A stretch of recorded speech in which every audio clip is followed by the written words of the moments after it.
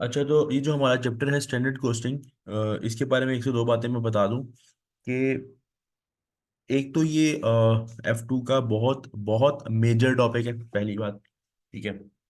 दूसरा ये कि F2 में जो MTQ वाला पोर्शन आता है, जिसमें आपको लॉन्ग फॉर्म यानी कि एक पूरा केस आएगा, उसमें से 5 MCQs करने हैं, मल्टीपल टास्क क्वेश्चन, उसमें स्टैंडर्ड कोस्टिंग की अक्सर औकात टेस्टिंग होती है, यानी कि ये it's a part of MTQs। और तीसरी बात ये है कि ये इसके अंदर थोड़ी मेहनत ज़्यादा है, फॉर्मूलाज हैं। लॉजिक्स के साथ हम फॉर्मूलाज करेंगे, हम रट्टा नहीं लगाएंगे किसी चीज़ हर चीज़ को लॉजिकली समझेंगे। बट इसके अंदर जो फोकस है, जिस तरह आप कुछ चैप्टर हैं जो बहुत स्ट्रेट फॉरवर्ड होते हैं, जो बहुत आसान होते हैं, बहुत सिंपल होते हैं। मैं ये नहीं कह रहा कि ये होता नहीं है, मुश्किल है, ऐसा कुछ नहीं कह रहा, बट इसमें थोड़ा कह लो कि चैप्टर के अंदर कुछ ज़्यादा फॉर्मूलाज हैं, तो ज़्यादा लॉजिक्स हैं, तो ज़्यादा उसके लिए ज़रा थोड़ा ना मेहनत की जरूरत है। खैर, स्टार्ट करते हैं, बिस्मिल्लाह करते हैं। हमारा चैप्टर का नाम है स्टैंडर्ड कोस्टिंग।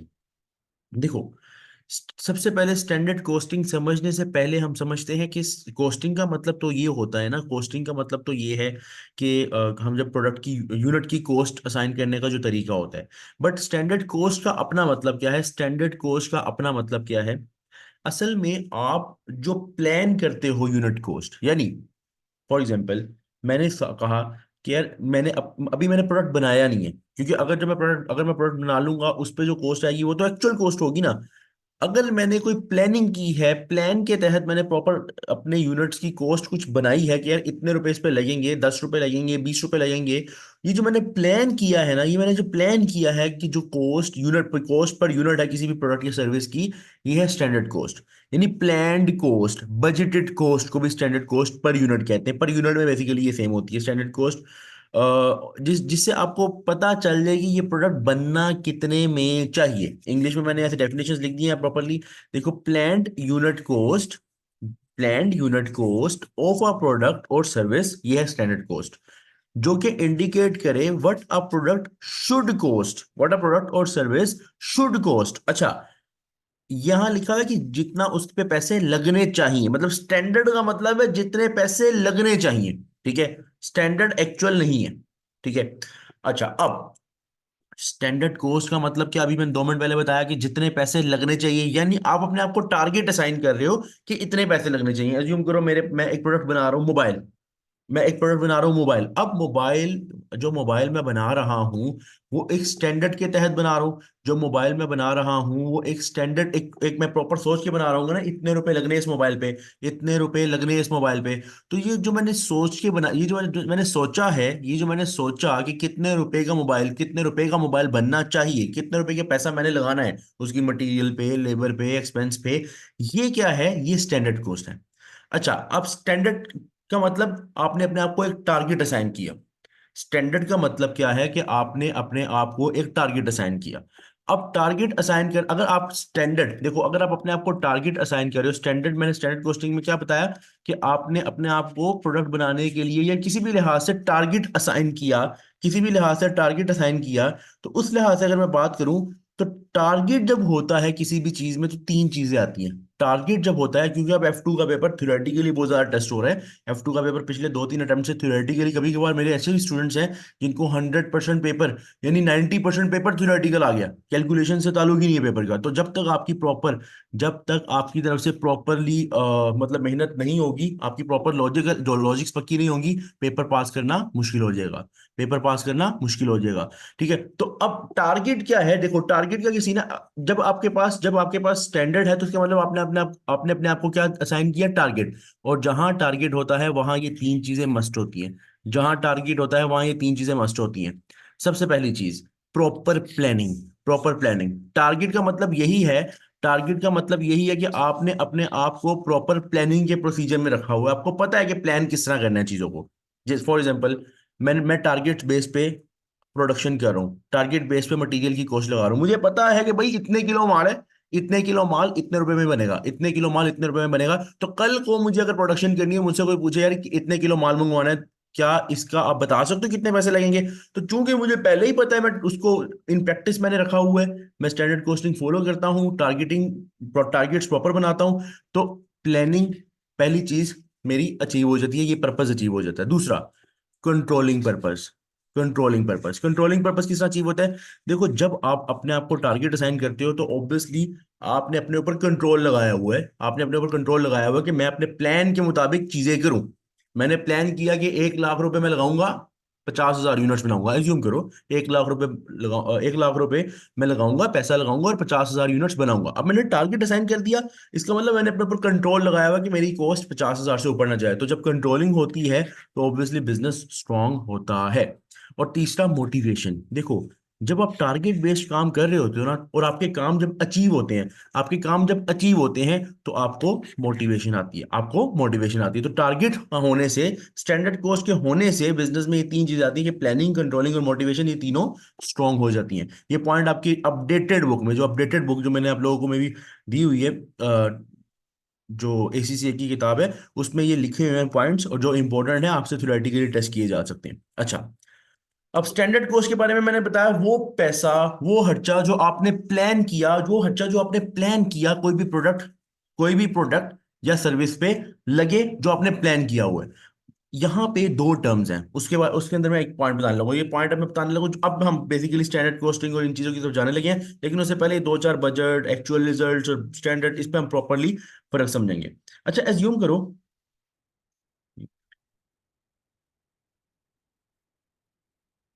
करो कि आपका आपके ना बिजनेस ने एक बजट बनाया, आपके बिजनेस ने एक बजट बनाया। और बजट क्या है? बजट ये है कि आपको खर्चा लगाना है कितना, 1 लाख डॉलर का। आपके बिजनेस ने एक मतलब बजट बनाया, कि उन्होंने, बिजनेस ने बजट बना के प्रोडक्शन डिपार्टमेंट को दे दिया कि आपने खर्चा लगाना है सिर्फ 1 लाख रुपए का, इतना आपका बजट है, इतना बजट असाइन हो गया, सही है। और इसके अंदर रहते हुए आपने यूनिट्स बनाने हैं 10,000, आपने 10,000 यूनिट्स बनाने हैं। जरा गौर से सुनना। कॉस्ट असाइन जो हमने की है, यानी वो लगा सकता है पैसा, उसको बजट दिया है इतना। बजट वो होता है जो पहली मतलब आप प्रोडक्शन से पहले या काम करने से पहले आप सोचते हो, जो आप सोचते हो, जैसे आप पेपर देने से पहले सोचते हो मैं 90 नंबर लूंगा, तो ये क्या आपका बजट है। लेकिन एक्चुअल में कितने आते हैं वो एक्चुअल रिजल्ट्स हैं। तो बजट क्या है? जो आप सोचते हो, प्लान करते हो, ठीक है। आपकी प्लानिंग के मुताबिक 10,000 यूनिट्स का बजट है, ठीक है।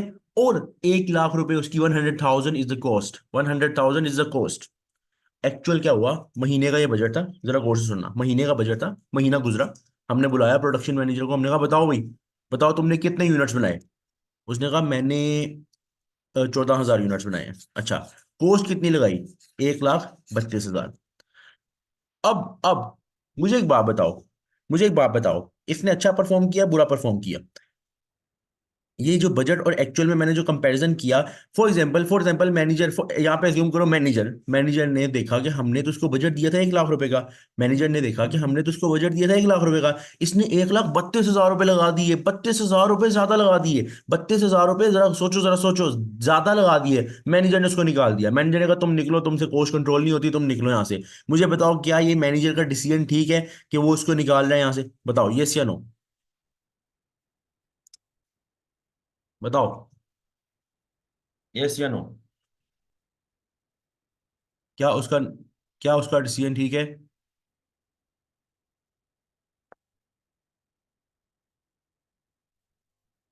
नहीं ठीक, नहीं ठीक। क्यों नहीं ठीक, ये भी बताओ जरा, क्यों नहीं ठीक? क्यों उसको उसको निकालना क्यों नहीं ठीक? यूनिट्स भी तो ज्यादा बनाया, बिल्कुल बिल्कुल। देखो भाई, उसने उसने ज्यादा कॉस्ट लगाई, माना उसने ज्यादा कॉस्ट लगाई है, हम मानते हैं, बट उसने यूनिट्स भी तो ज्यादा बनाए। तो आप तो comparison he like with like नहीं कर रहे। This comparison is not like with like. Budget और एक्चुअल का comparison he like with like नहीं है। बजट और एक्चुअल का comparison, this the comparison between budget and actual is not like with like, not like with like. तो भाई, ये तो इसका मतलब ये हुआ कि आपने आपने तो गलत फैसला किया और आपने बंदे को निकाल दिया। जबकि उसने यूनिट्स कितने बनाए? 14,000 यूनिट्स बनाए। उसने तो ज्यादा यूनिट्स बनाए थे। आपको लाइक विद लाइक कंपैरिजन करना है, आपको लाइक विद लाइक कंपैरिजन करना है। अगर आप नहीं करोगे तो ऑब्वियसली गलत डिसीजन ले लोगे।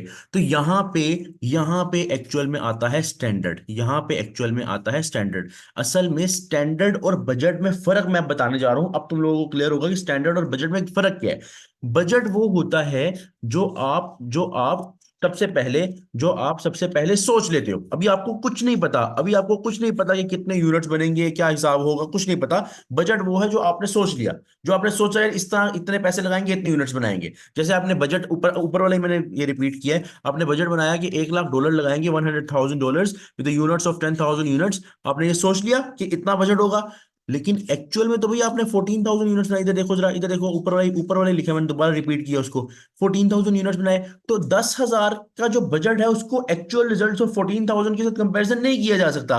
तो यहां हम क्या करते हैं, यहां हम इस तरह करेंगे, अगर हमें कंपैरिजन करना है, हम अपने बजट को हम अपने बजट को according to according to actual activity level, according to actual units, according to actual unit, जो असल में जो असल कहानी है उसके मुताबिक तब्दील कर लेंगे। हम अपने बजट को रिवाइज कर लेंगे, हम अपने बजट को दोबारा बनाएंगे, लेकिन किस यूनिट्स पे? एक्चुअल यूनिट्स की बेस पे। जब आप बजट को एक्चुअल यूनिट्स की बेस पे बनाते हो, इसे बोलते हैं स्टैंडर्ड, इसे बोलते हैं स्टैंडर्ड। आपने अपने बजट को जस्ट रिवाइज किया, according to actual activity level बना लिए, ताकि आपको पता चल जाए कि आपकी, अगर आपकी 14,000 पे बजट बना होता तो फिर क्या बजट बनता। अगर आपका 14,000 पे बजट बना होता फिर क्या बनता। जो आपको समझ लो कि बजट ये है जो आपने सोचा, ठीक है। स्टैंडर्ड ये है कि एक्चुअल एक्टिविटी के मुताबिक जो आपको लग रहा है, एक्चुअल एक्टिविटी के मुताबिक जो आपने सोचा था उसको एक्चुअल एक्टिविटी के मुताबिक कन्वर्ट करके जो चीज निकलती है वो स्टैंडर्ड है। अब किस तरह हम स्टैंडर्ड बनाते हैं? स्टैंडर्ड हम इस तरह बनाते हैं, ये देखो जरा, मैंने वैल्यूज लिखी हुई है। 1 लाख को डिवाइड करो ना यूनिट्स पे, जब जब तुम 1 लाख को यूनिट्स पे डिवाइड करते हो ना। अच्छा उमैर, आपने पूछा कि MA2 में जो फ्लेक्सिबिलिटी था, फ्लेक्सिबिलिटी नहीं, बेसिकली वो था फ्लेक्स्ड बजट। बिल्कुल फ्लेक्स बजट पढ़ा था ना आपने, अपने एक्चुअल एक्टिविटी में कन्वर्ट किया था MA2 में। फ्लेक्स बजट में जो कन्वर्ट किया था वो यही था कि आप अपने एक्चुअल एक्टिविटी में कन्वर्ट करते हो ताकि कंपैरिजन लाइक विद लाइक हो जाए, इसी की बात हो रही है। अच्छा, अब देखो, 1 लाख का आपने आपने सोचा था 1 लाख रुपए लगेंगे और 10,000 यूनिट्स बनेंगे, ये आपने सोचा था, बजट था ये। बजटेड कॉस्ट पर यूनिट क्या हुई? कंपनी ने जो बजट दिया उसके मुताबिक कॉस्ट पर यूनिट क्या हुई? 10 per unit. 1 lakh divided by 10 किया, 10 पर यूनिट, $10 पर यूनिट, यानी हर यूनिट बनेगा कंपनी के मुताबिक। सोचो जरा, कंपनी के मुताबिक हर यूनिट के बदले कितने रुपए लगाने हैं? 10 रुपए लगाने हैं। कंपनी ने ये बजट दिया कि हर यूनिट बनेगा 10 रुपए, 1 यूनिट 10 रुपए, 2 यूनिट 20 एंड सो ऑन। ठीक है।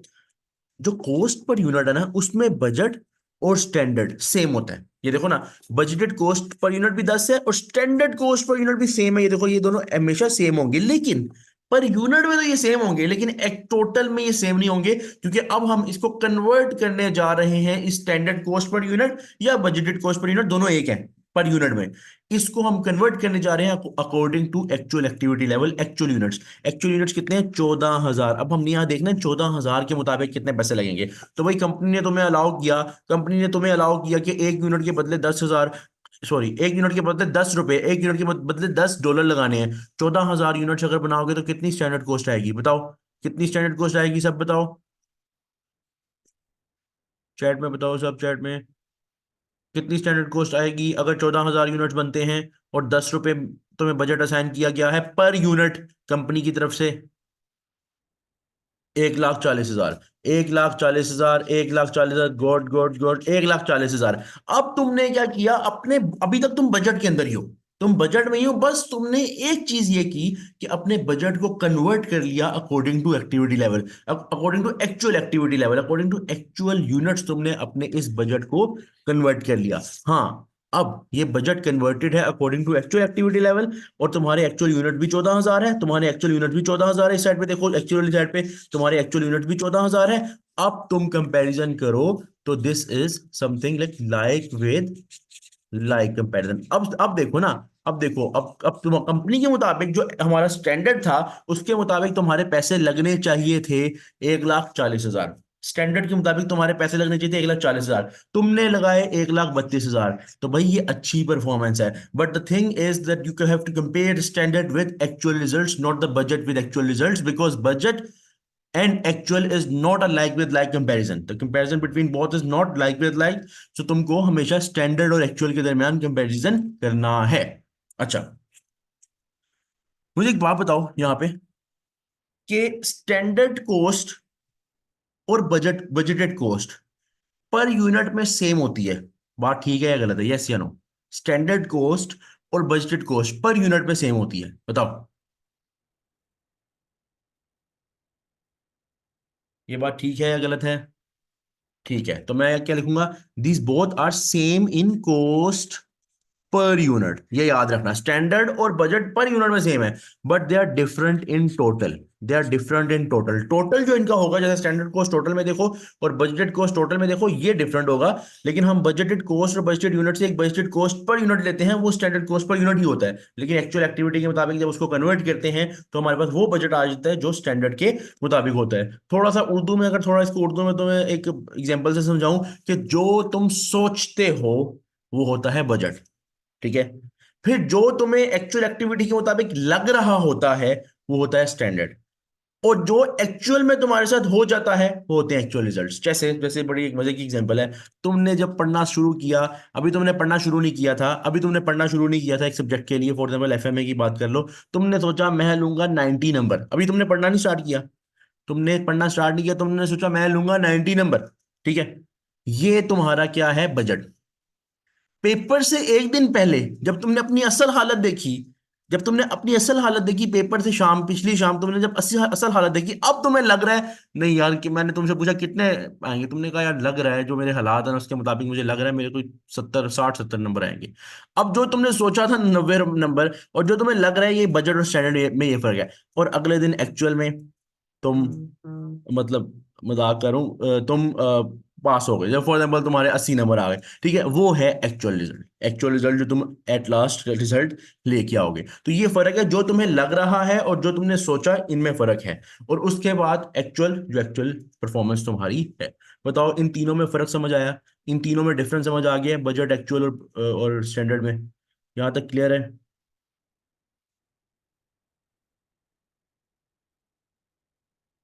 सबको क्लियर है तो एक दफा कंफर्म कर दो। ठीक है।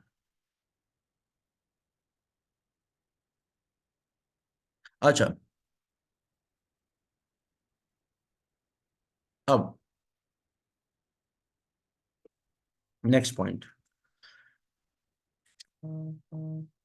तो कंक्लूजन हमने क्या निकाला इस सारी बात से? हमारी कंक्लूजन क्या निकला इस सारी बात से? हमारा कंक्लूजन क्या निकला है?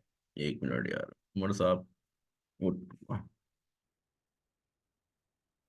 इस सारी बातों से हमारा कंक्लूजन क्या निकला? डिसेबल के कंपेयर स्टैंडर्ड वर्सेस एक्चुअल। हमेशा स्टैंडर्ड और एक्चुअल का कंपैरिजन करो, हमेशा स्टैंडर्ड और एक्चुअल का कंपैरिजन करो। Note original budget and actual, original budget और एक्चुअल का कंपैरिजन नहीं करेंगे, नहीं तो लाइक विद लाइक रिजल्ट्स नहीं आएंगे, नहीं तो लाइक विद लाइक रिजल्ट्स नहीं आएंगे। अब इस स्टैंडर्ड कॉस्टिंग चैप्टर में पहली चीज तो ये समझना थी कि बजट, स्टैंडर्ड और एक्चुअल में क्या फर्क है। और मुझे उम्मीद है तुम लोगों को ये इतना समझ आ गया कि जो फर्क, जो हमने कंपैरिजन करना है वो स्टैंडर्ड और एक्चुअल का करना है। इसी बेस पे हमारा इस चैप्टर के अंदर जो मेन टॉपिक स्टार्ट हो रहा है, जिसका नाम है वेरिएंस एनालिसिस। वेरिएंस एनालिसिस इस ये चैप्टर का मेन पार्ट है, मेन टॉपिक है। और भी टॉपिक्स हैं छोटे मोटे, लेकिन ये मेन टॉपिक है जो हमने स्टार्ट करना है आज।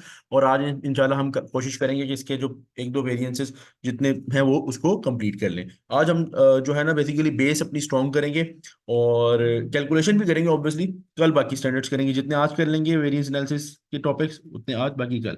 अच्छा, अब देखो, सबसे पहले वेरिएंस एनालिसिस। वेरिएंस एनालिसिस होता क्या है? वेरिएंस एनालिसिस का मतलब ही क्या है कि आप जब वेरिएंस निकालते हो, किसमें वेरिएंस, वेरिएंस का मतलब डिफरेंस निकालते हो स्टैंडर्ड और एक्चुअल रिजल्ट्स का। क्यों निकालते हो डिफरेंस? क्यों निकालते हो डिफरेंस भाई? इसलिए ताकि तुम परफॉर्मेंस देख सको, तुम परफॉर्मेंस निकाल सको अपने मैनेजर्स की, कि उन्होंने अच्छा परफॉर्म किया या बुरा परफॉर्म किया। क्योंकि स्टैंडर्ड तुमने प्रोवाइड किया होगा, स्टैंडर्ड तुमने प्रोवाइड किया होगा, एक्चुअल उनकी अपनी परफॉर्मेंस होगी, फिर बाद में उसको कंपैरिजन करके कुछ लाइक विद लाइक कंपैरिजन वाला सीन होगा, लाइक विद लाइक कंपैरिजन करेंगे, और एट लास्ट फिर पता चल जाएगा कि अगले ने अच्छा परफॉर्म किया या बुरा परफॉर्म किया।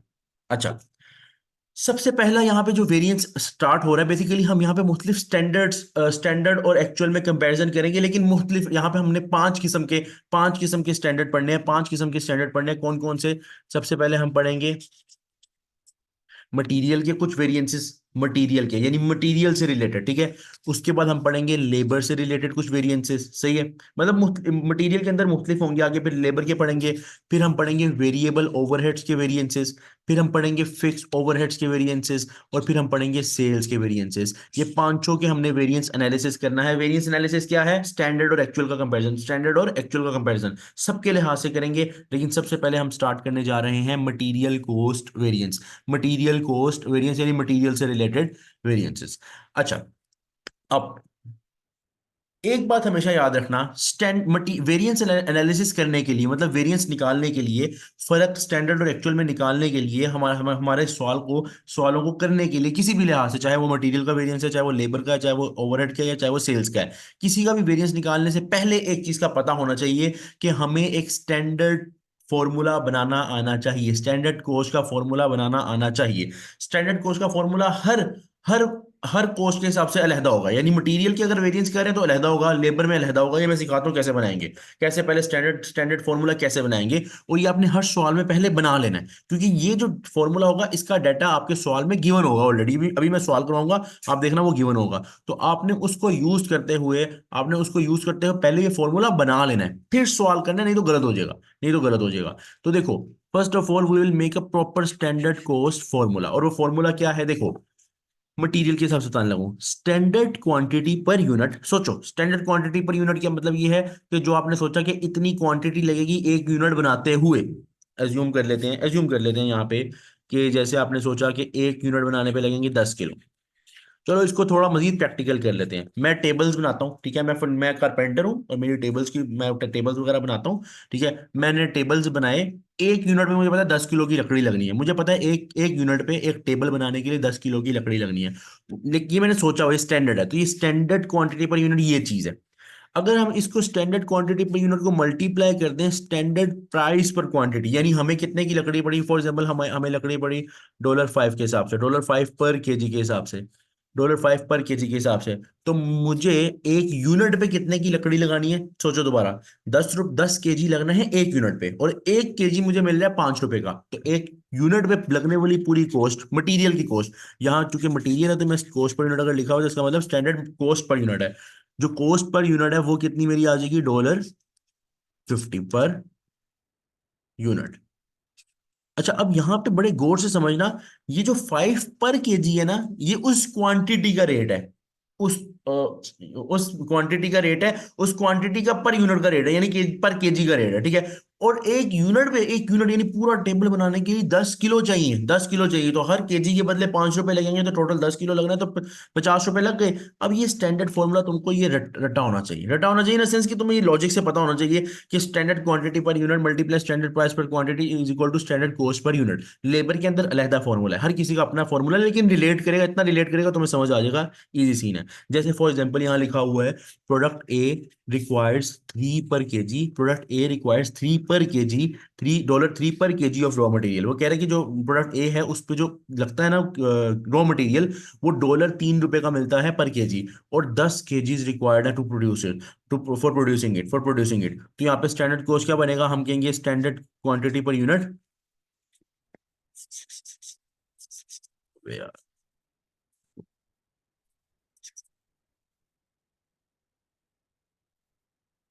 स्टैंडर्ड क्वांटिटी पर यूनिट, या स्टैंडर्ड केजीज पर यूनिट भी लिख सकते हो। स्टैंडर्ड केजीज पर यूनिट कितने हैं? 10 KG per unit.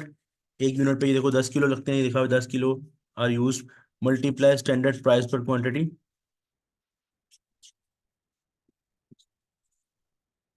Price per quantity लिख लो, प्राइस पर केजी लिख लो, बात एक ही है।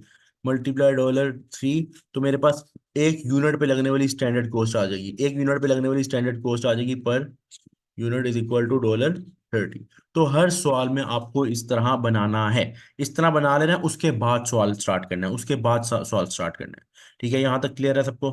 यहाँ तक क्लियर है कि ये फॉर्मूला कैसे बना और इसकी क्या लॉजिक है? क्या इस फॉर्मूले में कोई इशू तो नहीं है? क्लियर है तो एक दफ़ा कंफर्म कर दो, एक दफ़ा कंफर्म कर दो अगर क्लियर है।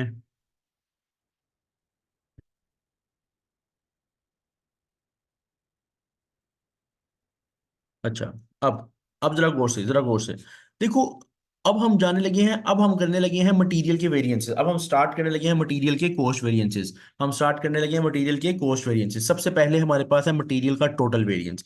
सबसे पहले हमारे पास है मटेरियल का टोटल वेरिएंस। ठीक है, टोटल वेरिएंस सबसे पहले इसको समझते हैं।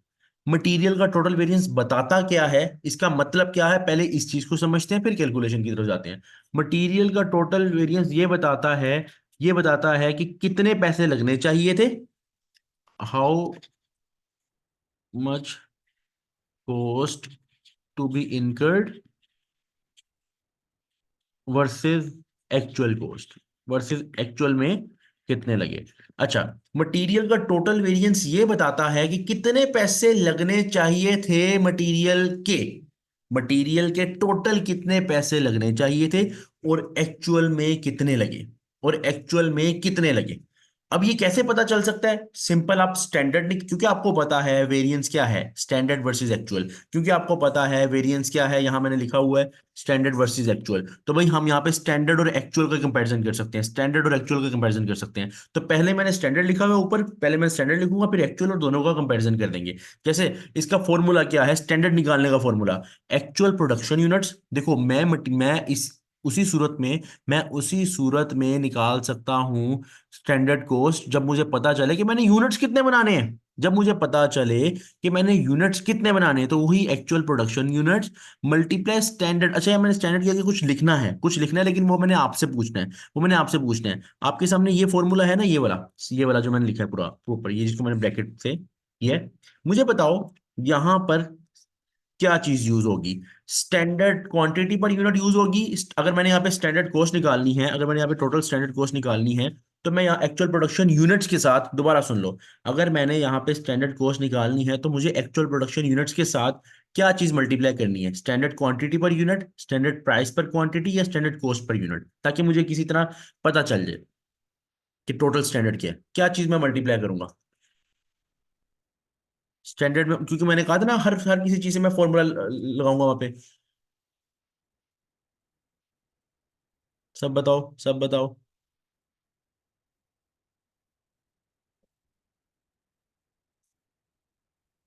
नहीं नहीं, मुझे मुझे अमाउंट नहीं चाहिए, मुझे अमाउंट नहीं चाहिए उमेर। बस मुझे वो पूछना है कि standard quantity per unit, standard price per quantity, या standard cost per unit, unit price. अच्छा, मतलब कॉस्ट पर यूनिट की बात करो, कॉस्ट पर यूनिट की बात करो, ठीक है। अच्छा, और बाकी।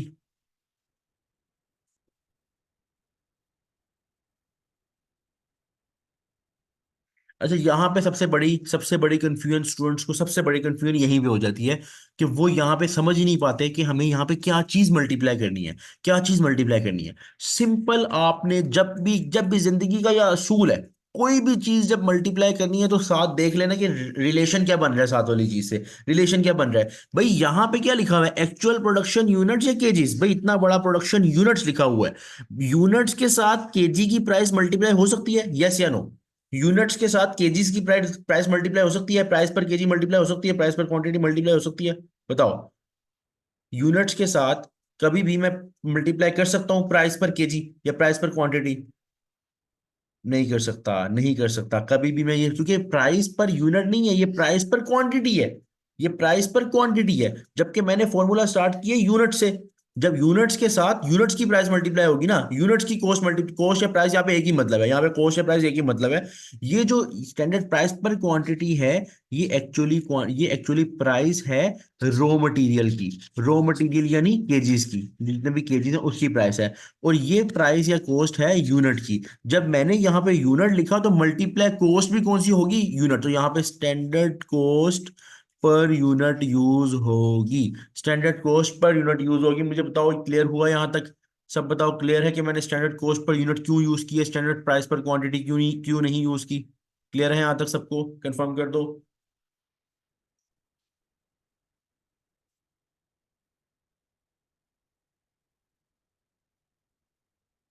ठीक हो गया, ठीक हो गया। अच्छा, अब जब मेरे पास, मैं से मल्टीप्लाई करूंगा ना, तो मेरे पास यहाँ पे टोटल वैल्यू आ जाएगी स्टैंडर्ड की, तो जो मुझे लग रहा है कि इतने पैसे लगने चाहिए, मुझे लग रहा है कि इतने पैसे लगने चाहिए, ठीक है। और उसका कंपैरिजन जब मैं करूंगा ना एक्चुअल मटेरियल कॉस्ट के साथ, उसका कंपैरिजन जब मैं करूंगा ना एक्चुअल मटेरियल कॉस्ट के साथ, तो मेरे पास जो खुद बहुत स्टैंडर्ड और एक्चुअल का कंपैरिजन वेरिएंस, फाइनल वेरिएंस आ जाएगा। आ जाएगा। मैंने तुम लोगों के लिए क्वेश्चन रखा है, क्वेश्चन मैं ही कराऊंगा, क्वेश्चन मैं ही कराऊंगा, लेकिन तुम लोगों ने फोकस करना है। फोकस करना है, क्वेश्चन मैं कराऊंगा। तुम लोगों को लेकर प्रैक्टिस के लिए दूंगा।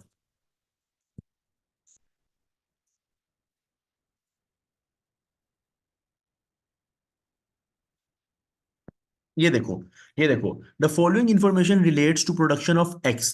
जरा गौर से, extract from the standard cost card, उसने खुद बहुत एक फॉर्मूला बना के दे दी। ये देखो, तुम्हें मैंने कहा था ना, सबसे पहले तुमने क्या करना है, सबसे पहले तुमने क्या करना है, मैंने कहा था एक स्टैंडर्ड फॉर्मूला बनाना है, उसने ये देखो बता दिया कि 40 square metres multiply $5.3 per square metre is equal to 212 per unit. यानी उसने बता दिया फॉर्मूला खुद ही बना के, standard quantity per unit, quantity यहाँ पे स्क्वायर मीटर है, क्वांटिटी यहाँ पे स्क्वायर मीटर है, तो standard quantity per unit multiply standard price per quantity, standard price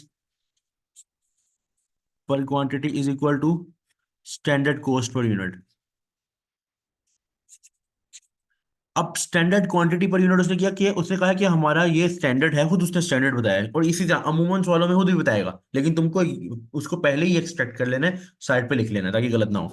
तुम्हें पता चल गया कि 40 स्क्वायर मीटर मतलब metre square, 40 metre square, square को मैंने ऊपर एक्सपोनेंट लिख दिया है, ठीक है। मल्टीप्लाई, मल्टीप्लाई एक एक कितने का, एक स्क्वायर मीटर कितने का, 5.3 का, मल्टीप्लाई $5.30 पर मीटर स्क्वायर, पर केजी जिस तरह होता है, तो पर मीटर स्क्वायर भी हो सकता है, लीटर भी हो सकता है यहाँ पे, और भी सेंटीमीटर, सेंटीमीटर, मीटर, जो इस तरह की चीजें हो सकती हैं, कोई मसला नहीं, क्वांटिटी है ना, क्वांटिटी किसी भी यूनिट में हो सकती है।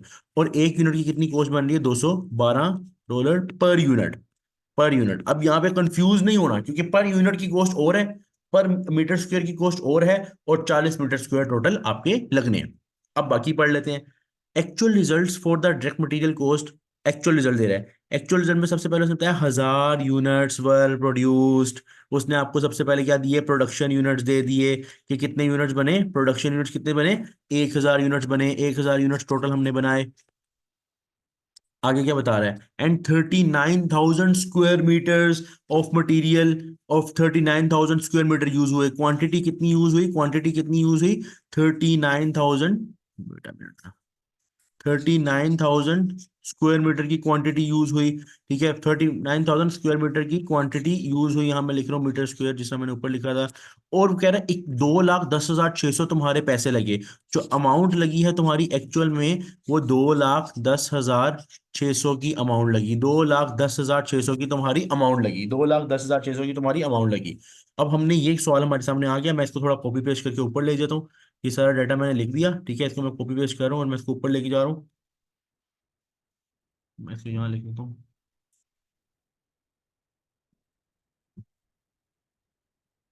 अच्छा, मैंने यहाँ लिख दिया। अब इस सवाल को करते हुए हम ये प्रॉपर टोटल वेरिएंस निकालेंगे, वेरिएंस निकालेंगे। सबसे पहले आपको पता है यहाँ पे एक्चुअल प्रोडक्शन यूनिट से मल्टीप्लाई करना है स्टैंडर्ड कॉस्ट पर यूनिट, ताकि हमारे पास यहाँ पे टोटल स्टैंडर्ड आ जाए, यहाँ पे कुछ टोटल स्टैंडर्ड आ जाए। मुझे बताओ आपके पास यहाँ पे एक्चुअल प्रोडक्शन यूनिट्स कितने हैं, जल्दी बताओ। प्रोडक्शन यूनिट्स कितने हैं, सवाल आपके सामने है, एक्चुअल प्रोडक्शन यूनिट्स कितने हैं आपके पास, सबने बताना है, सबने।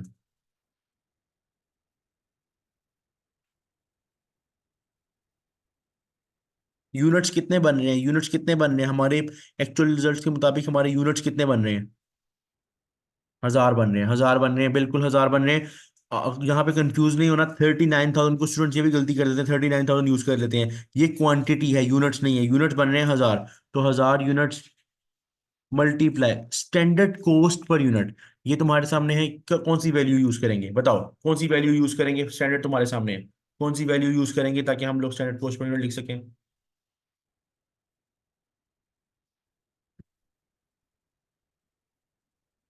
स्टैंडर्ड कॉस्ट पर यूनिट क्या है तुम्हारे सामने, बिल्कुल सामने स्टैंडर्ड सामने लिखा हुआ है, स्टैंडर्ड बिल्कुल सामने लिखा हुआ है।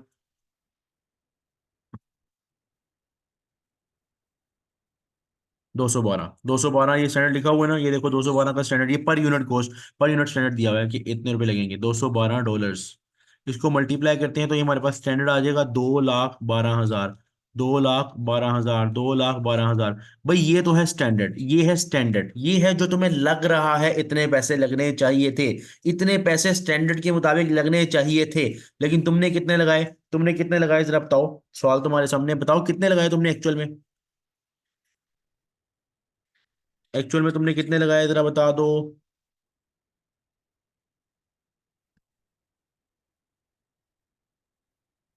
2,10,600। 2,10,600 तुमने लगाए, 2,10,600 लगाए। अच्छा, तुम्हारे स्टैंडर्ड के मुताबिक तुम्हारे पैसे लगने चाहिए थे 2,12,000। तुम्हारे पैसे लगने चाहिए थे 2,12,000, लेकिन तुमने एक्चुअल में लगाए 2,10,600। मुझे बताओ, अच्छी बात है या बुरी बात है? गुड और बैड परफॉर्मेंस, ये अच्छी परफॉर्मेंस है बुरी परफॉर्मेंस है? यस, बताओ जरा, सब बताओ। अच्छी परफॉर्मेंस है, गुड। गुड, ये अच्छी परफॉर्मेंस है क्योंकि तुमने पैसा बचाया, कंपनी का पैसा बचाया। तो यहाँ पे तुम्हारा जो वेरिएंस आया, वेरिएंस तो इसका डिफरेंस ले लो।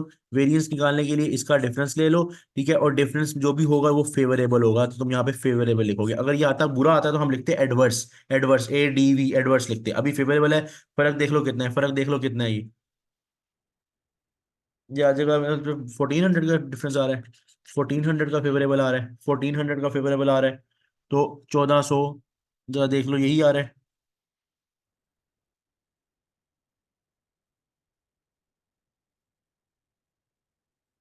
1,400 ही आ रहा है ना? ठीक है। तो 1,400 रुपये का, 1,400 रुपये फेवरेबल तुम्हारा बैलेंस आ गया। तो 1,400 रुपये मटीरियल के तुम्हारे जितने पैसे लगने चाहिए थे उस लिहाज से, टोटल के लिहाज से तुमने 1,400 रुपये बचा लिए, तुमने 1,400 रुपये बचा लिए। और चूंकि मैं स्टैंडर्ड और एक्चुअल में कंपैरिजन कर रहा हूँ, तो मुझे पता है कि मैं लाइक विद लाइक कंपैरिजन कर रहा हूँ, लाइक विद लाइक कंपैरिजन कर रहा हूँ, और मेरा वेरियंस बिल्कुल ठीक आया है। मेरा वेरियंस बिल्कुल ठीक आया है, 1,400। यहाँ तक क्लियर है? मटीरियल का टोटल वेरियंस सबको क्लियर है? एक दफा कंफर्म कर दो, एक दफा कंफर्म कर दो, मटीरियल का टोटल वेरियंस सबको क्लियर है?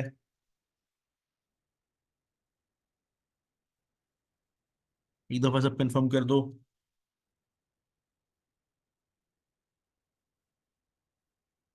अच्छा, अब अब मटेरियल का जो टोटल वेरिएंस है ना, मटेरियल का जो ये टोटल वेरिएंस है ना, ये आगे सब डिवाइडेड है। ये आगे सब डिवाइडेड है into two types of variance. ये आगे सब डिवाइडेड है into two types of variance. Material का टोटल वेरिएंस आगे सब डिवाइडेड है into two types of variance. एक है मटेरियल प्राइस वेरिएंस, और एक है मटेरियल यूजेज वेरिएंस। एक है मटेरियल प्राइस वेरिएंस और एक है मटेरियल यूजेज वेरिएंस। एक मटेरियल प्राइस और एक मटेरियल यूजेज।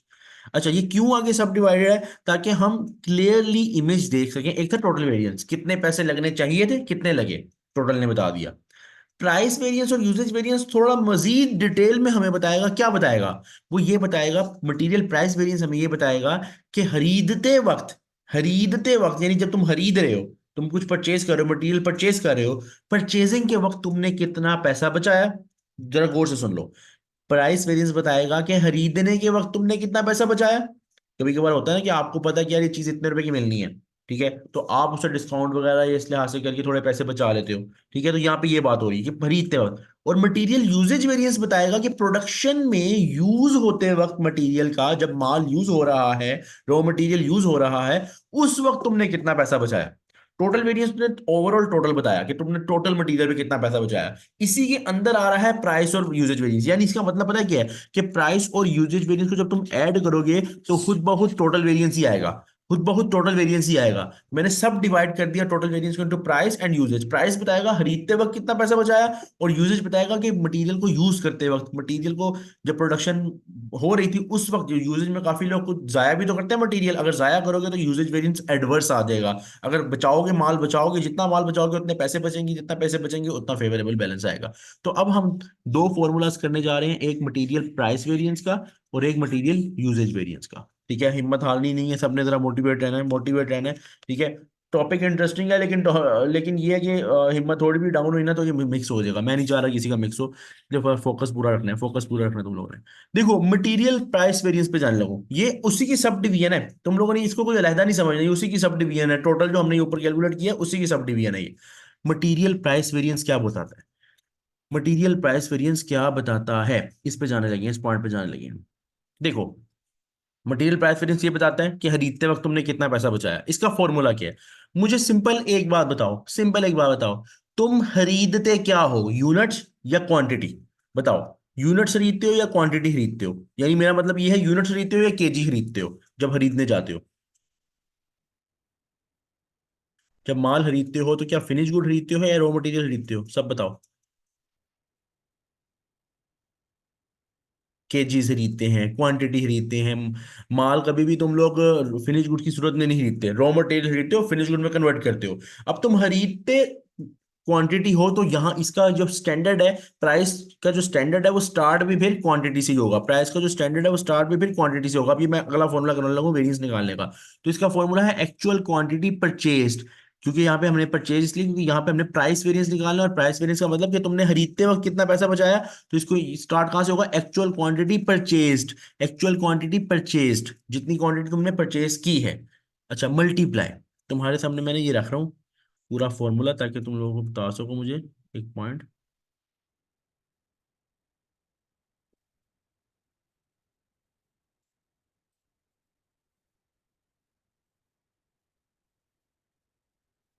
मुझे एक बात बताओ, ये तुम्हारे सामने मैंने फॉर्मूला रखा, एक्चुअल क्वांटिटी परचेज मल्टीप्लाई।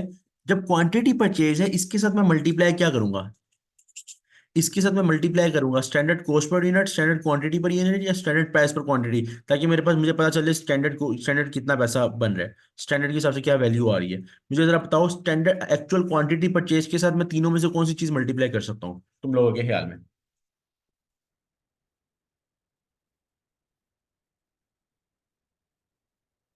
इन इस स्टैंडर्ड में से कौन सी वैल्यू मैं कर सकता हूँ।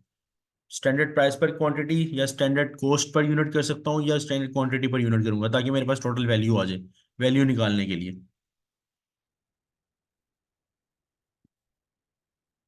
स्टैंडर्ड प्राइस पर केजी, स्टैंडर्ड प्राइस पर केजी, बिल्कुल स्टैंडर्ड प्राइस पर केजी करोगे। क्योंकि क्योंकि इस बार यहाँ पे एक्चुअल प्रोडक्शन यूनिट्स नहीं है, यहाँ यूनिट्स होते, यूनिट्स के साथ यूनिट्स की कॉस्ट। अब ये यहाँ पे क्वांटिटी की बात आ गई ना, अब यहाँ पे बात आ गई केजीज की, रॉ मटेरियल की। तो मल्टीप्लाई भी क्या होगा, मल्टीप्लाई भी क्या होगा, रॉ मटेरियल की कॉस्ट, मल्टीप्लाई भी क्या होगा, रॉ मटेरियल की कॉस्ट। तो रॉ मटेरियल की कॉस्ट भैया स्टैंडर्ड प्राइस पर क्वांटिटी है, तो यहाँ मल्टीप्लाई भी क्या होगा, स्टैंडर्ड प्राइस पर क्वांटिटी। जो भी क्वांटिटी होगी, लीटर्स, मीटर्स, केजीज, जो भी होगा, उस लिहाज से क्वांटिटी को देख लेना।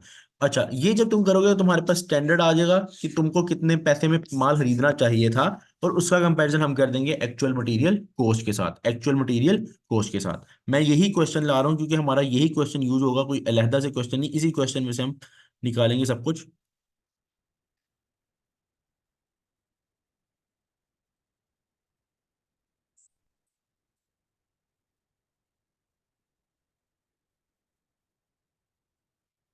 अच्छा, क्वेश्चन तुम्हारे सामने है, क्वेश्चन तुम्हारे सामने, जरा गौर गौर से, जरा गौर से देखो। एक्चुअल क्वांटिटी परचेस्ड, क्या लिखूं, क्वांटिटी कितनी है हमारे सवाल में जो हमने परचेस की है, बताओ। सवाल सामने है तुम्हारे, क्वांटिटी, एक्चुअल क्वांटिटी कितनी है जो तुमने परचेस की है।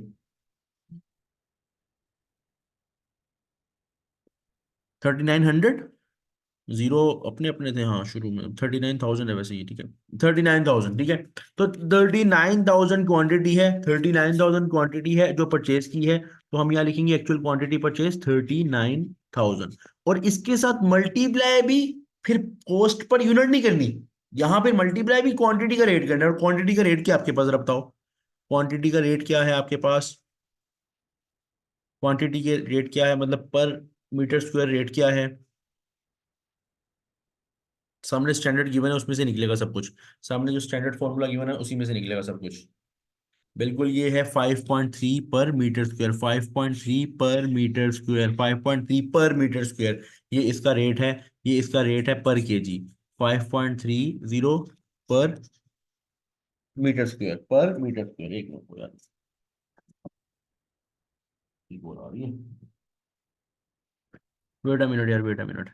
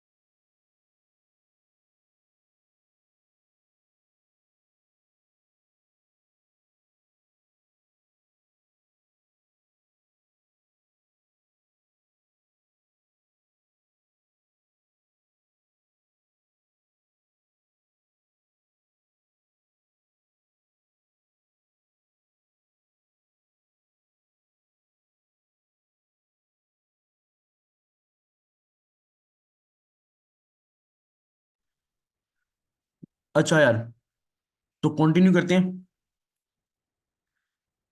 इसका आंसर क्या आ रहा है, जरा मुझे बताओगे? इसका आंसर क्या आ रहा है? ये स्टैंडर्ड कितना बन रहा है? मल्टीप्लाई करके बताओ।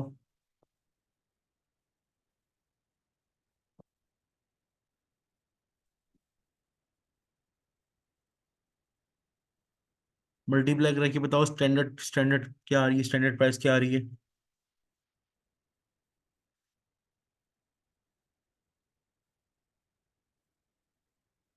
2,06,700।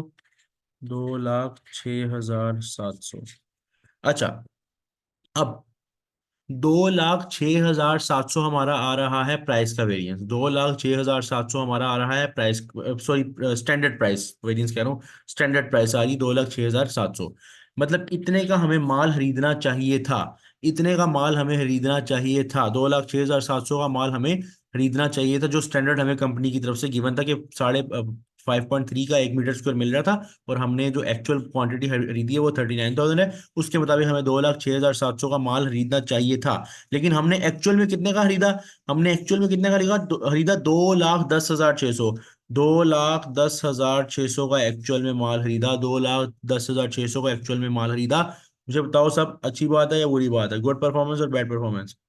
गुड परफॉर्मेंस और बैड परफॉर्मेंस। 2,06,700 का तुम्हें माल खरीदना चाहिए था, तुमने 2,10,600 लगा दिए। बताओ सब, बाकी सब बताओ बाकी। It's a bad performance, it's a bad performance. जरा इसका डिफरेंस लो, डिफरेंस कितना आ रहा है? 300, 3,000, 3,3600 और 3,900।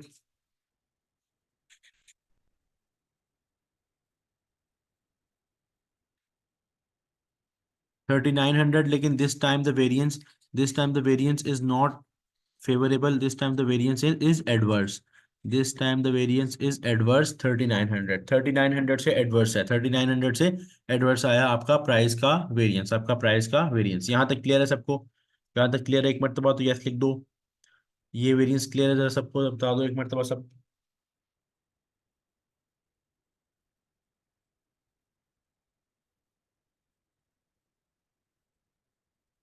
अच्छा, नेक्स्ट वेरिएंस इसी के अंदर, मटेरियल के वेरिएंस में एक और वेरिएंस भी आता है, मटेरियल यूजेज वेरिएंस। अब ये बताता क्या, पहले हम मटेरियल यूजेज वेरिएंस की बात करते हैं। मटेरियल यूजेज वेरिएंस आपको बताता है कि आपको यूजेज के दौरान कितना मटेरियल यूज करना चाहिए था और आपने कितना यूज किया। कितना यूज किया, ताकि देखें तो सही कि आप जाया तो नहीं कर रहे मटेरियल। अब ये वाला वेरिएंस, चूंकि आप ये देख रहे हो कि प्रोडक्शन के बनाते हुए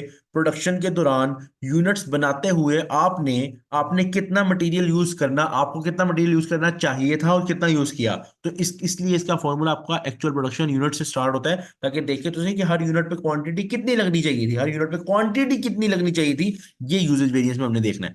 अगर आप देखो, अब हमारे पास ये स्टैंडर्ड क्वांटिटी पर यूनिट, ये रहा, ये स्टैंडर्ड रहा।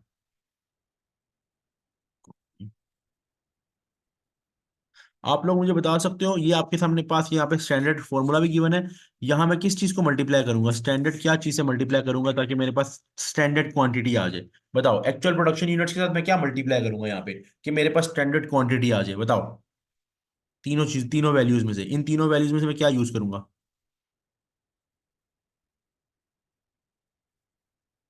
क्या होगा?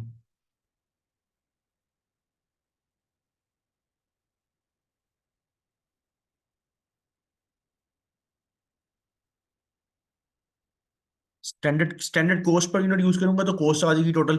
Standard cost per unit use करूंगा तो कॉस्ट आ जाएगी। प्राइस पर मटेरियल करूंगा तो प्राइस पर मटेरियल कर ही नहीं सकता, क्योंकि यूनिट्स हैं। अच्छा, मेरा पीसी ना अभी 1 मिनट के बाद ना बंद होगा, मे भी कोई रीस्टार्ट करेगा अपने आप को। थोड़ा इशू है इसके अंदर। तो क्लास कोई ना मिस करके जाए, जब रीस्टार्ट होगा मैं वापस क्लास में एंटर हो जाऊंगा, ठीक है? अच्छा, एक्चुअल प्रोडक्शन यूनिट्स के साथ मल्टीप्लाई क्या करना है? हमें क्वांटिटी निकालनी है, क्वांटिटी निकालनी है। टोटल क्वांटिटी निकालनी है कि कितनी लगनी चाहिए। तो कोस्ट क्यों मल्टीप्लाई कर रहे हो?